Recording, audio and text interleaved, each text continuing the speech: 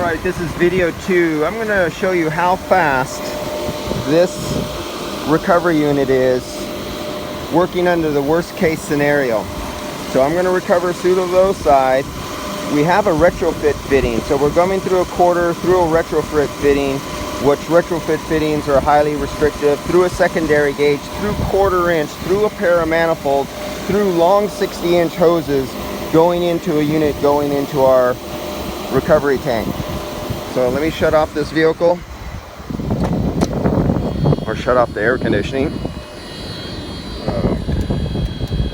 And air conditioning off. Okay, so now we're going to open up the recovery unit. Here's our weight of our tank. Let's zero it out. Let's put it down here. We got a little gusty wind going off, so you're seeing the 0 to 10 like this because of the wind. We've got a good little wind going on here. So let's open this up now. Boom, we're open. You should see the low side coming down. There it goes. Low side's coming down. And oh, I don't have it. I have it in purge mode. Okay, now let's recover because we're at negative 25 up to here. Now let's recover. Starting now. There we go. Now we're recovering. And we're coming down. You can see the clutch down there. It's not on. The AC is off.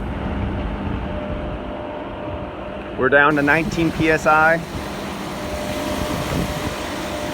We got roughly 60 because we have wind going up and down there. That's plus or minus 10 right now with these little wind gusts.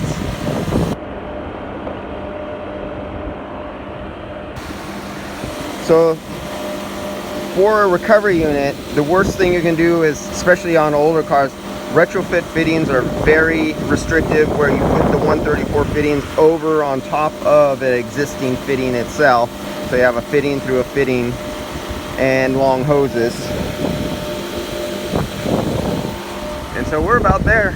And this was low in the first place, and I have the low side open, high side is closed, but now that I'm at this point, at that pressure, I know no liquid's gonna come up, so I can open up the high side now, and there it goes. It takes a dive, and it sucked it out of there like that. So that's about it on that. That's a done deal. It is finished. Oh, well, it's not finished. I mean, I only got 125 grams, but now I'll get this down into microns down in here, and take out the rest of the refrigerant. And let me blow some air across the evaporator to help the compressor shouldn't, the low pressure. So now the low pressure switch will work because it's under a negative vacuum. So now I should be able to turn that on. It's like 120 degrees in here. So it'll suck in 120 degree across the evaporator and spit it out. And it actually has some cooling to it at first because I reduced the pressure in the system with the recovery unit, and the refrigerant trapped in the evaporator lowered in temperature as the pressure went down, so all that aluminum was cold. The fan was off, so when I first turned it on, it was kind of a freezy cold air coming out of there, but now it's warm like cabin air that's at 100 degrees.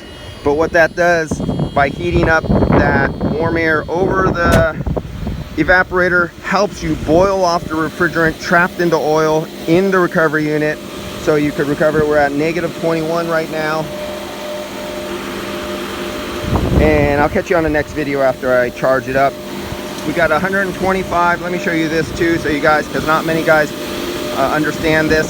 So right now the condenser literally has liquid refrigerant in it. It is not all in the tank. So I'm going to put this in the purge mode so you guys can see what happens. Some of you have seen this, and I still haven't fixed my valve yet, but let's go to purge mode and you watch that go up. Boom, there, we're in purge mode. 145 to 165 to 180 to 190, 205. So what it's doing right now, it's cleaning out the leftover refrigerant that is on the liquid side of the condenser inside the unit and all the pipes and everything like that, and it's directly purging it right out into the tank. 245 grams. So that's the purge mode.